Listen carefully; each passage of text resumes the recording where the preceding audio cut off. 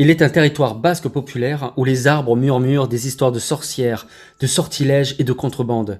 Un territoire où les grottes dissimulent des histoires légendaires et des vestiges de vieux rituels païens.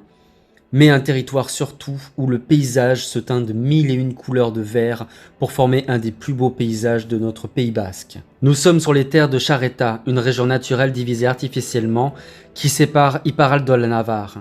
Ici, dans le monde de collines lisses et de pâtures sans fin, des fermes centenaires se regroupent dans de beaux villages, des bentas frontalières, des grottes labyrinthiques et des forêts impénétrables font de ce cul-de-sac le meilleur endroit pour être intrigué par les vieux secrets du Pays basque le plus occulte. Zugarramurdi est un de ces villages de contes. Nous y retrouvons le musée des sorcières au centre-ville, qui recrée avec rigueur le processus du tribunal d'inquisition Loto da Fé, mené contre les habitants au XVIIe siècle, ainsi que la grotte de Zugarramurdi, dans laquelle la rivière de l'enfer a perforé un tunnel naturel grandiose de 12 mètres de haut sur 150 mètres de long.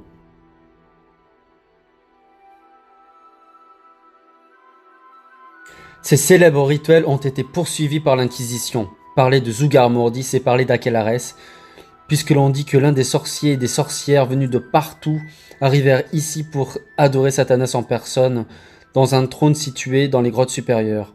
Ces rites païens ont cessé avec le tribunal Auto da Fé que l'inquisiteur Alvarado a tenu en 1610, dans lequel 12 habitants de la ville ont été brûlés sur le bûcher et 300 autres ont été inculpés, accusés de sorcellerie. Grâce au musée des sorcières, aujourd'hui, des aménagements soignés nous permettent d'entrer dans ce monde de la sorcellerie, de la magie, des sorcières et des malédictions qui résonnent encore dans le gouffre mystérieux de la grotte.